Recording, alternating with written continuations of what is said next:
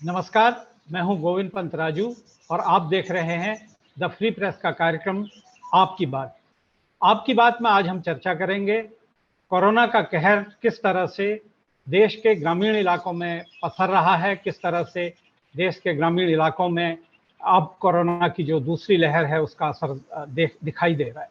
हम बात करेंगे उत्तर प्रदेश के गाँव के बारे में, खास तौर पर कि उत्तर प्रदेश के गाँव में कोरोना का जो असर है, उसका जो प्रभाव है, उसकी जो भयावहता है, वो किस तरह से अब फैलने लगी है और उसमें जो हाल के पंचायती चुनाव हुए हैं उनका किस तरह का उन्होंने इसको बढ़ाने में किस तरह का काम किया है। हम बात करेंगे सरकार के उन प्रयासों की जो सरकार बार बार दावा करती है, बार बार ये कह रही है कि हम बहुत कुछ कर रहे हैं उत्तर प्रदेश के लिए।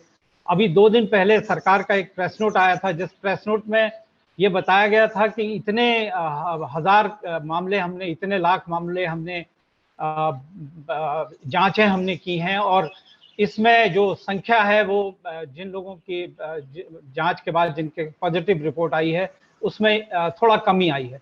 और इसके साथ जो तीसरा वाक्य था वो था कि ये बहुत सुखद स्थिति।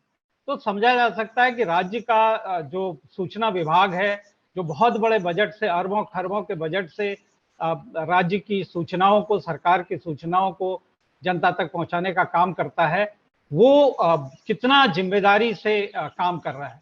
जब एक लोगों के मरने का आंकड़ा सैकड़ों में हो, पीड़ितों का आंकड़ा 30,000 40,000 उत्तर प्रदेश में होता जा रहा हो, तब अगर सरकार का एक प्रेस नोट थोड़ी सी पॉजिटिव जांच के बाद केस कम आने को सुखद स्थिति कहता है, तो दिखता है किस तरह से प्रदेश की जनता के लिए हमारे जो सरकारी महकमे हैं, जो जिम्मेदार महकमे हैं, वो किस तरह और कितने जिम्मेदार। आज हमारे साथ इस बातचीत में 3 खास मेहमान हैं। शरद प्रधान, वरिष्ठ पत्रकार, आलोक जोशी, वरिष्ठ पत्रकार, और साथ में एक और मेहमान हमारे साथ हैं उत्तराखंड से, रामगढ़ से, अमरीश कुमार। आप तीनों का आपकी बात में स्वागत है। मैं सबसे पहले शरद जी आपसे जानना चाहूँगा कि ये जो ग्रामीण इलाकों में अब कोरोना का बहुत भयावह तरीके से विस्फोट होता दिखाई दे रहा है उत्तर प्रदेश के गाँवों में, इसकी मूल वजह आपको क्या दिखाई देती है? क्या इसके लिए जो पंचायती चुनावों के लिए बहुत बड़ी संख्या में यानी कि लाखों की संख्या में प्रवासी लोग अलग अलग राज्यों से उत्तर प्रदेश के ग्रामीण इलाकों तक आए हैं, क्या वो इसके लिए जिम्मेदार हैं? क्या आपके चुनाव में जिस तरह से कोरोना प्रोटोकॉल का बिल्कुल उसकी धज्जियां उड़ाई गई, वो इसके लिए जिम्मेदार है? या फिर जो सरकार की तरफ से जो प्रयास किए जाने चाहिए थे कि ग्रामीण क्षेत्रों में पहले से ये व्यवस्था की जाती कि लोगों की ठीक से जांच हो सके, गांव में क्वारंटीन सेंटर बनाए जाने की व्यवस्था होनी चाहिए थी, उसमें कहीं कमी दिखाई देती है। क्योंकि अब चिंता की बात यह है कि उत्तर प्रदेश के गांव में, जैसे अभी कानपुर के घाटमपुर के एक गांव से ये खबर आई है कि वहाँ 15 दिन में 30 से ज्यादा लोगों की मौत हुई है और उनमें से ज्यादातर लोगों की मौत कोरोना की वजह से हुई है। जो ग्रामीण हैं उनकी ये शिकायत है कि उनके वहाँ जो पीएससी है उसका कभी ताला ही नहीं खुला है, 1 साल से ज्यादा वक्त हो गया, जांच करने की कोई व्यवस्था नहीं है। इसी तरह सीतापुर में बहुत ज्यादा विस्फोटक स्थितियां हैं, बाराबंकी में इस तरह की स्थितियां हैं, और अब तो पश्चिमी उत्तर प्रदेश के गांव में भी, जहां पर तुलनात्मक तौर पर पूर्वी उत्तर प्रदेश से थोड़ा बेहतर स्वास्थ्य सुविधाएं थी, वहां भी कोरोना का बहुत तेजी से विस्फोट होता जा रहा है, तेजी से प्रसार होता जा रहा है। और गांव-गांव में लोग तरह तरह के बुखार से, जो कि बिना जांच की वजह से, जिसको कोरोना तो नहीं माना जा सकता, नहीं कहा जा सकता सरकारी भाषा में, लेकिन वो उनकी लोगों की मौत हो रही है। तो आपको क्या लगता है इसमें कहाँ पर चूक हुई है और क्या कमियां हैं सरकार की ओर से और क्या कमियां हैं जो सामाजिक तौर पर लोगों की तरफ से जो पहले सतर्कता थी, उस सतर्कता में इस बार ठीक से वो सतर्कता नहीं बरती गई है, और सरकार के जो प्रयास हैं उनमें क्या कमी आपको दिखाई देती है? गोविंद, अगर सरकार सतर्क होती तो शायद ये नौबत ही नहीं आती, क्योंकि सबसे बड़ा योगदान जो इसको बढ़ावा देने में है ग्रामीण क्षेत्र में, वो सरकार का ही दायित्व अपने दायित्व में फेल कर गई। यानी कि जो पंचायत चुनाव थे, जिनकी करने की अभी कोई ऐसी आफत नहीं थी, कि उसके बगैर ये रह नहीं सकते हैं, लेकिन वो बिल्कुल पीछे लग करके, और जब बात इस पे आई तो उन्होंने ये भी कोशिश करी कि उसको एक कानून का अमली जामा पहनाने का प्रयास किया, और एक ट्विस्ट करके फैक्ट्स को ये बताने का कोशिश करी कि high court, Allahabad high court के आदेश के तहत वो चुनाव करा रहे हैं, वरना वो नहीं कराते, जब स्थिति हाथ से निकल चुकी थी। तो मुश्किल ये है गोविंद, ये हमारे उत्तर प्रदेश सरकार के साथ, कि ये प्रेस नोट इशू करने में बहुत बिलीव करते हैं, उसमें सत्यता कितनी है, उसमें सिंसियरिटी कितनी है, उसमें कमिटमेंट कितना है, इसकी फिक्र नहीं। तो अफसोस, ये बहुत अफसोस की बात है आपने जो कहा कि सर ये सूचना विभाग जो खरबों रुपए जो खर्च करता है पब्लिसिटी करने के लिए, इंफॉर्मेशन देने के लिए, उसका सारा उद्देश्य रहता है किस तरह बस चीफ मिनिस्टर की इमेज बिल्डिंग होती रहे, और कुछ ऐसा लगने लगा है कि सारा फोकस इतने तक ही सीमित है, उससे जनता क्या क्या उसके ऊपर असर होता है और जनता का भला होता है या नहीं, इसमें। अब आप देखिए पिछले कई दिनों के आप प्रेस नोट से, पूरे कोरोना के दौरान, खासतौर रीसेंट पीरियड जब स्थितियां बिगड़ गई हैं, आप देखेंगे कि प्रेस नोट में की भाषा केवल इतनी होती है कि मुख्यमंत्री आदेश दे रहे हैं, एक विभाग को कह रहे हैं कि देखिए सारी दवाएं मिलनी चाहिए, ये सारे टेस्ट हो जाने चाहिए, कोई भी ऑक्सीजन में ब्लैक नहीं होना चाहिए। ये इस तरीके की मैंने, मेरे ख्याल किसी और चीफ मिनिस्टर को ये करते नहीं देखा है। जो एक इंटरनल ऑर्डर होता है, चीफ मिनिस्टर जो आदेश देता है, वो प्रेस नोट की शक्ल नहीं लेता है। किसी दिन मैंने ये नहीं सुना देखा कि प्रेस नोट में लिखा है कि ये हो गया है। ये बड़ा बड़ा दुर्भाग्यपूर्ण है। तो इससे ऐसा लगता है कि चीफ मिनिस्टर को के बिहाफ पे ये कहा जा रहा है कि देखिए रोज चीफ मिनिस्टर इतने अलर्ट हैं कि रोज वो एक वही बयान जारी कर देते हैं कि ऐसा होना चाहिए, ऐसा होना चाहिए, ऐसा होना चाहिए, सब अच्छी अच्छी बातें होती हैं, क्या हुआ क्या नहीं हुआ इसका कोई जिक्र नहीं होता। यही दुर्भाग्य है और यही कारण है, मुझे लगता है, कि स्थिति इतनी ज्यादा बिगड़ गई है। आपने गिनवाए कई जिले, मेरे पास भी और कई जिलों से रिपोर्ट्स आई हैं, और हमारे पास विजुअल्स हैं कि जिस तरीके की पंचायत चुनाव में जो पहली चीज तो चुनाव हुए, फिर वो जो काउंटिंग के लिए भी जब कोर्ट गए तो उसमें भी कोर्ट से कोई राहत नहीं, वो नहीं मिली और अलाउ कर दी गई। कोर्ट ने आदेश दिए कि साहब काउंटिंग में सोशल डिस्टेंसिंग होगी, मास्किंग होगी और सख्ती से पालन होगा। क्या पालन हुआ ये आपको दिख जाएगा इन विजुअल्स में। जिस तरीके की भीड़ एक एक काउंटिंग सेंटर पे जो बढ़ी है, जिस तरह की भीड़, उससे तो बिल्कुल क्लियर है कि कोरोना ना हो तो ऊपर वाले का ही खाली आप नाम ले सकते हैं, वरना तो किसी तरीके का कोई रूल का पालन नहीं किया गया है, और कोई कोशिश भी नहीं हुई है उसको कराने की, और मेरा ख्याल जिस तरीके का माहौल होता है इसमें मुमकिन भी नहीं। तो इसमें पूरा जो है सरकार की जो इनएक्शन जो है, जो शिथिलता है, वो रिस्पॉन्सिबल है इस स्थिति को बिगाड़ने के लिए। दुर्भाग्य यह है कि कोरोना का जो दूसरी लहर है उसका इतना भयावह असर पूरे देश में है। अदालतों ने, सर्वोच्च न्यायालय तक ने इस पर गंभीर टिप्पणियां की हैं, लेकिन जिम्मेदारी किसी की तय नहीं है कि इस तरह की आपदा अगर इतने आसानी से वो पूरे हिंदुस्तान में वो आसानी से फैली है, तो कौन जिम्मेदार है, कौन इसका प्रबंधन ठीक से नहीं कर पा रहा, इसकी जिम्मेदारी किसी भी तौर पर कहीं भी तय होती नहीं दिखाई दी।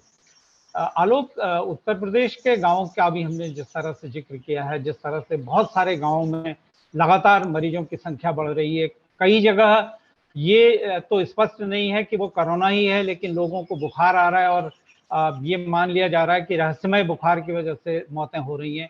और बहुत जिस तरह से हमारे ग्रामीण इलाकों में बहुत सारे जो एक रूढ़ियाँ भी हैं, उसके चलते लोग उसको दैवी आपदा के तौर से मान के और अलग अलग तरह से उसकी प्रार्थना पूजा पाठ करके इस तरह से जो आपदा है उसको रोकने की कोशिश कर रहे हैं। लेकिन सरकार ने आज, उत्तर प्रदेश सरकार ने ये कहा है कि 5 मई के बाद पूरे राज्य में खास तौर पर ग्रामीण इलाकों में बहुत बड़े पैमाने पर जो कोविड जांच है वो शुरू कराई जाएगी, और इससे शहरी इलाकों में जो जांच है उस पर कोई असर नहीं पड़ेगा, ग्रामीण इलाकों में पूरे दमखम के साथ ये जांच शुरू कराई जा सकेगी। आपको क्या लगता है, क्या ये व्यवहारिक तौर पर संभव दिखाई देता है? हमारे उत्तर प्रदेश में गाँव की जो स्थिति है, बहुत सारे गाँव में तो पीएससी नहीं है, और कहीं पर अगर हैं भी तो उनके बरसों से ताले नहीं खुले हैं, और जो ग्रामीण स्वास्थ्य सेवा हमारी है वो कितनी बदहाली में है, ये आपकी जानकारी में है। तो आपको लगता है कि सरकार की जो कोशिश है कि वो बहुत व्यापक पैमाने पे जांच कराएगी और रोकथाम की कोशिश करेगी, ये जमीन पर इसका कोई असर हो पाएगा? देखिए, मुझे ये लगता है गोविंद जी, और ये बहुत दुर्भाग्यपूर्ण बात है कि जांच कराने के नाम पर जो हो रहा है वो एक तरह से, इसको अंग्रेजी में विंडो ड्रेसिंग कहते हैं, आडंबर है ये, कि अब हम जांच कराएंगे। पहले जांच कराई नहीं गई, जांच कराई गई तो जांच में प्रयास ये होता है कि दिखा दो कि जांच करा रहे हैं, लेकिन जांच हाँ। में अगर कहीं पॉजिटिव केस आने लगे तो फिर उसको कंटेन करो। तमाम, आपको याद, पिछले महीने भर में उत्तर प्रदेश में ही नहीं, देश भर में प्राइवेट लैब्स को कहा गया कि अब आप जांच नहीं करेंगे, आप रोक दीजिए। क्यों? उसके कुछ कारण प्राइवेट लैब्स में भी हैं कि उन्होंने सरकारी पोर्टल पर रिजल्ट चढ़ाने के बजाय सीधे लोगों को दे दिए, ये बहाना मिल गया। लेकिन अगर बहुत सारे लोग जांच करेंगे और बहुत सारे रिजल्ट आएंगे तो संख्या बढ़ेगी, और ये संख्या सरकार के लिए मुसीबत पैदा करती है। अब गांव का जो हाल है वो ये चल रहा है कि हर घर में कोई बीमार है इस आज की तारीख में। जो एक बड़ा भारी पोर्टल है गांव की खबरों का, गांव कनेक्शन, उस पर आप जाइए और देखिए। मैं तो, क्योंकि अब मैं हर गांव में नहीं जा सकता हूँ, बहुत गांव से खबरें मिल रही हैं। हमारे मित्र अमरीश कुमार जो साथ में बैठे हुए हैं, अभी जब इनके पास चलेंगे आपको बताएंगे। ये करीब महीना भर पहले लखनऊ से रामगढ़ गए, और इन्होंने मुझसे भी कहा कि भाई वहां चलो, वहां एक भी केस नहीं है, बहुत बढ़िया शांति का माहौल है उत्तराखंड में। लेकिन अब उत्तराखंड का जो हाल है, जिस अंदाज में वहां केस आ रहे हैं, यही हाल आपको। और ये इसमें बहुत तकलीफ की बात यह है कि पिछले राउंड में जब पहले फेज में भयानक डर था, आशंका थी कि बड़े शहरों से बड़े पैमाने पर पलायन हुआ है, अनरेगुलेटेड लोग आ गए हैं गांव में, उस वक्त गांव वालों ने, और शायद राज्य सरकार ने भी उनको चेताया, जगाया। उन्होंने मिलकर ये व्यवस्था की, ये क्वारंटाइन सेंटर्स बना दिए, बाहर से आने वाले लोगों को स्कूलों में, पंचायत घरों में 14 दिन रुकवाया, उसके बाद वो गांव में आए। और जो डर था कि बड़े पैमाने पे बीमारी फैलेगी, वो डर एक तरह से निर्मूल साबित हुआ। बहुत कम बीमारी गांव में फैली। और अभी हमारे अनेक मित्र कहते हैं कि आप गांव आ जाइए, यहाँ हमारे पास कमरा है, घर है, इसमें रहिए, यहाँ कोई चिंता की बात नहीं है। लेकिन ये जो पंचायत चुनाव वाला कांड हुआ है यहाँ, और साथ में बंगाल में, वैसे तमाम विपक्षी लोग बहुत प्रसन्न हैं कि बंगाल में जीत हो गई और मोदी की हार हो गई, लेकिन बंगाल में भी एक बड़ा भारी कोरोना विस्फोट होने जा रहा है, इसमें कोई शक शुबा नहीं रहना चाहिए। और उत्तर प्रदेश में पंचायत चुनाव का जो आलम है, उसके बारे में तो जितना कहा जाए उतना कम है। पहले चुनाव के दौरान जबरदस्त ड्यूटी लगाई गई, हाई कोर्ट आंख कान बंद करके बैठा हुआ है कि भाई क्या ऐसी आफत आ रही थी हाई कोर्ट को कि ये पंचायत चुनाव इस तारीख तक करवाने जरूरी हैं। कोई समझदार आदमी कह सकता था भाई टाल दो, बंद करो, लेकिन नहीं, ये कराने जरूरी है। राज्य सरकार कराना ही चाहती थी। हालांकि अब जब नतीजे सामने आते हैं तो क्या उनको उसका कितना फल मिला है ये दिखाई पड़ेगा, कि वो खुश होने लायक होंगे या रोने लायक होंगे। लेकिन इस चक्कर में ये बीमारी बहुत बुरी तरह फैल गई है। और आप राज्य मुख्यालय पे जो रिपोर्ट आती है डेली कोरोना की, उसको देखिए तो उसमें नीचे जो मृत्यु की दर होती है, जो संख्या होती है, उसके साथ एक एस्टेरिस्क लगा होता है और लिखा होता है कि ये सारी जो डेथ्स हैं ये सब्जेक्ट टू ऑडिट हैं। हाँ। यानी कि ये इन सबका ऑडिट होगा कि ये कोरोना से है या कोरोना से नहीं है। मुझे समझने, भाई एक इंसान मर गया, एक जान चली गई, अब इस बात से क्या फर्क पड़ता है कि वो कोरोना से गई या बिना कोरोना के गई। आप सिर्फ ये दिखाने के लिए कि कोरोना से बहुत मौतें नहीं हो रही हैं, आप उसको सब्जेक्ट टू ऑडिट कर रहे हैं। और ये गांव का हाल है, जो मैंने अभी गांव कनेक्शन का जिक्र किया। एक हेडलाइन सिर्फ कहूंगा आपसे, गांव के लगभग हर घर में कोई ना कोई बीमार है, लक्षण सारे कोरोना जैसे हैं, लेकिन न कोई जांच करवा रहा है और न ही सरकारों को चिंता है। तो ये कितनी बुरी हालत में है। और जो शहरों में बड़े साधन संपन्न लोग हैं वो किस तरह से मारे मारे फिर रहे हैं इलाज के लिए, उनका हाल देख लीजिए। इसके बाद कल्पना कीजिए कि अगर यही बीमारी गांव में होगी, और जैसे यहाँ कहते हैं एक आदमी 13 लोगों को देता है, अगर गांव में एक आदमी 5 को भी देता होगा, तो हम कितने बड़े मानवीय इसको संकट के मुहाने पे बैठे हुए हैं, इसकी सिर्फ कल्पना कीजिए। निश्चित तौर पर संकट बहुत बड़ा है। और उत्तर प्रदेश में सरकार हमारी जो है वो लगातार दावे करती है, हमारे मुख्यमंत्री लगातार निर्देश देते हैं, लगातार नई नई तरह की टीमें बनाते हैं और कुछ करते दिखाई देने की कोशिश करते हैं। लेकिन हमारे साथ उत्तराखंड के रामगढ़ से अमरीश कुमार जुड़े हैं।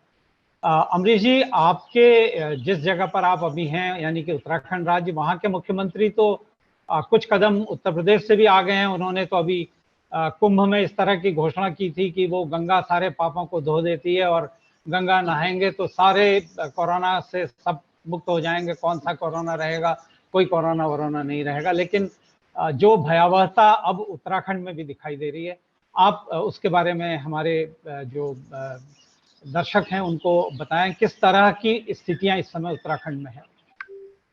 जी गोविंद जी, स्थिति ये है कि रामगढ़ तो मैं जिस इलाके में रहता हूँ, अगर आप सार्वजनिक परिवहन से आए तो कम से कम 2 किलोमीटर पैदल चलना पड़ेगा, तब आप आएंगे। मैं थोड़ा सा रिमोट इलाके में रहता हूँ, लेकिन यहाँ के भी दूर दराज के गांव ही नहीं, मेरे भी गांव में कोरोना के कई सारे पेशेंट आ चुके हैं। इस बार फर्क क्या है कि देखिए, आप थोड़ा सा पीछे ले चलते हैं।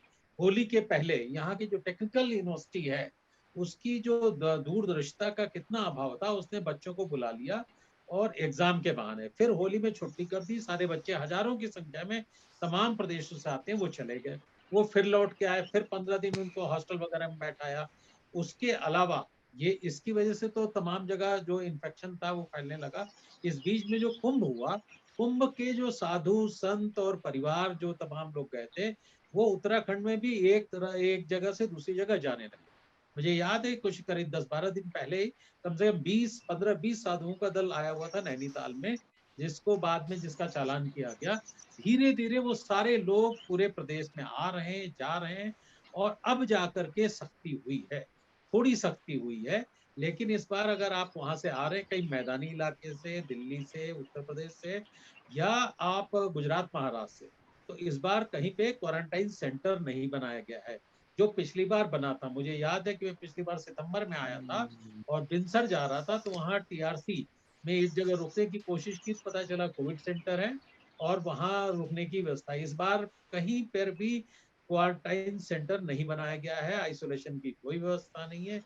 जो आ रहा है अपने साथ किसी न किसी बीमारी संक्रमण को लेके आ रहा है, और पहाड़ के गांव में पहली बार संक्रमण इस तरह फैलता नजर आ रहा है, जिससे डर लग रहा है। हमें लग रहा है कि पहाड़ की स्थिति अब है क्या। कल का आंकड़ा मैं बता रहा हूँ, 71 मौतें हुई हैं उत्तराखंड में, जिसमें 17 मौतें सिर्फ हल्द्वानी के मेडिकल कॉलेज में। अब आप सोच लीजिए, हल्द्वानी कितना डेंस पॉपुलेशन वाला इलाका है, और दूर दराज के जितने भी लोग हैं सब वहीं जाते हैं, क्योंकि अस्पताल वहीं है, सुविधाएं जो है मेडिकल की सबसे ज्यादा वहीं पे है। अगर आज भी आप बेड तलाशना चाहें तो आसपास में बेड नहीं मिलेगा, इलाज नहीं मिलेगा। दवाओं की ये स्थिति है कि भीमताल जैसे जहाँ बहुत सारे मेडिकल की शॉप्स हैं, वहाँ विटामिन सी नहीं मिलेगी, बी कॉम्प्लेक्स नहीं मिल रहा है, पैरासीटामॉल की कमी हो रही है, जिंक का तो सवाल ही नहीं। तो गांव की स्थितियां बहुत ज्यादा गई। यहाँ उत्तराखंड में अब स्थिति खराब होती जा रही है और भयावह लग रही है। इसमें कहीं न कहीं सरकार की अदूरदर्शिता, इसके लिए मैं इसको जिम्मेदार मानता हूँ। अगर सरकार समय रहते चेती रहती तो शायद ये स्थिति नहीं होती। कुंभ तो उत्तराखंड से ही निकला ना, और कुंभ ऐसा नहीं कि कुंभ में सिर्फ यहीं के लोग आते हैं, कुंभ में तो पूरे देश भर से आते हैं, उत्तराखंड के भी लोग जाते हैं, वो लौटते हैं। शिक्षा संस्थान नैनीताल से लेके भीमताल तक एजुकेशन का हब है।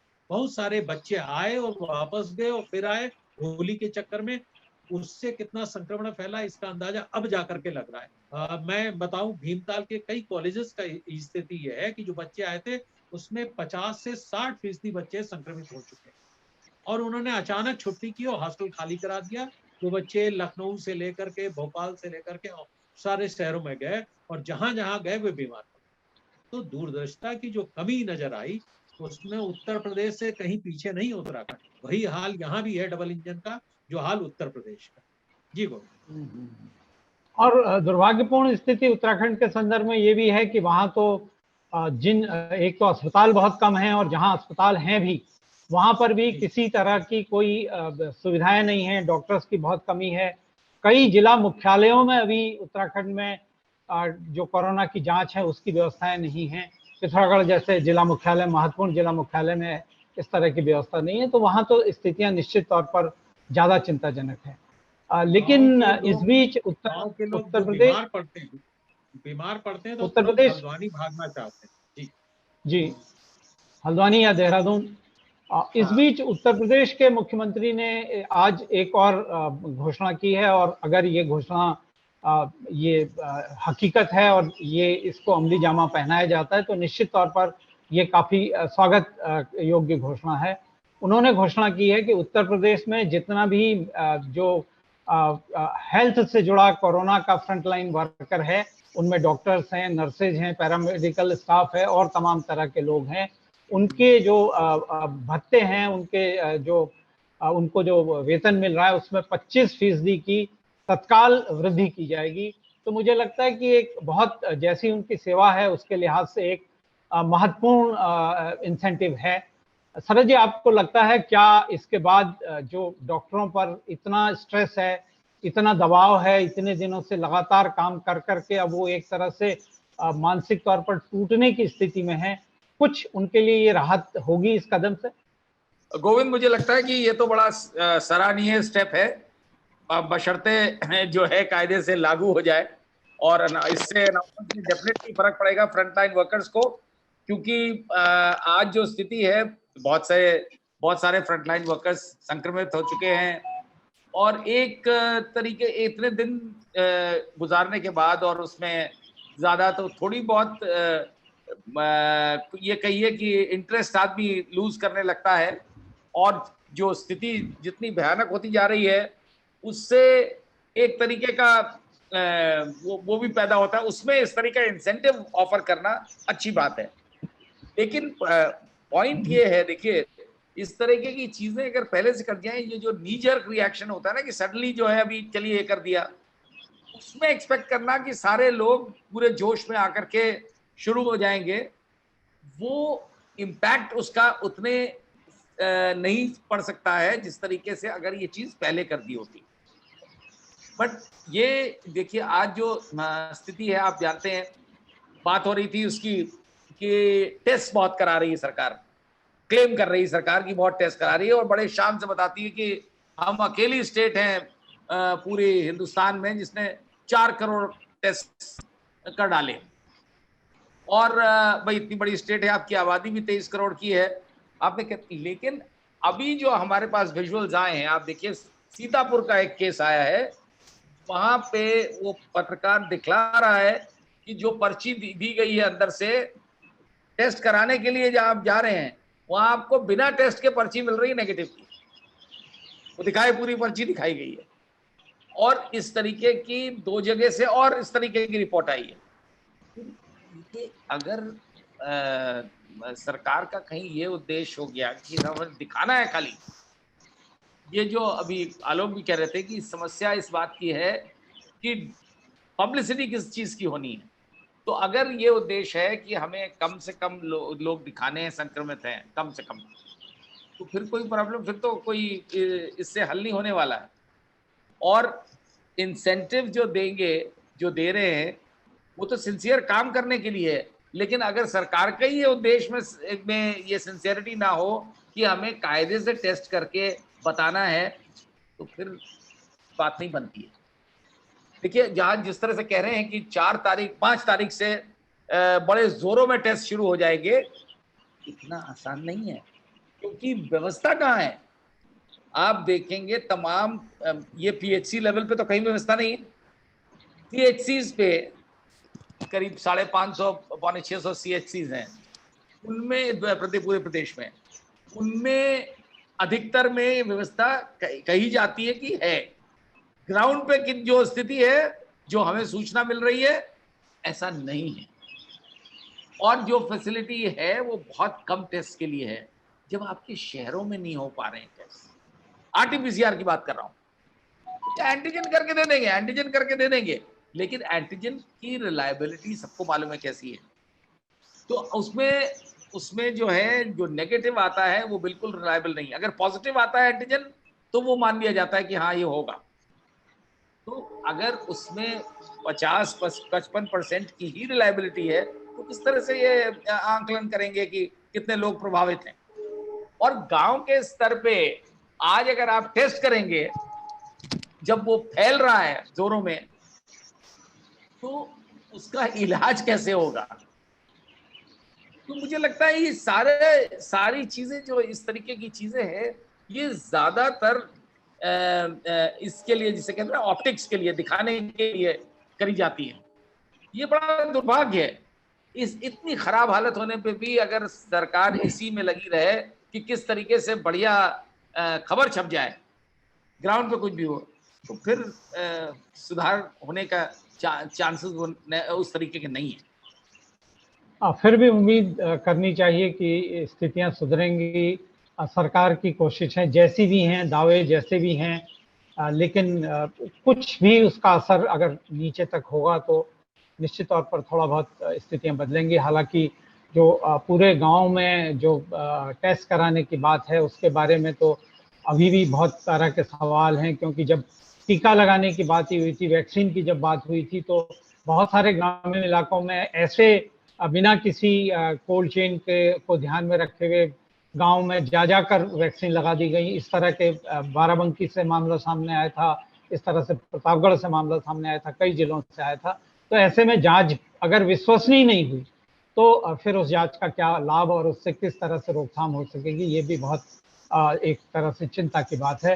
तो हमें ये उम्मीद करनी चाहिए कि सरकार अगर जांच का दावा कर रही है तो उसकी कोशिश ये भी होनी चाहिए कि वो जांच विश्वसनीय हो, सही हो, ताकि जितने भी लोगों की हो, कम से कम उस जांच से जो निष्कर्ष निकले वो कोरोना की रोकथाम के लिए कहीं मददगार हो सकें।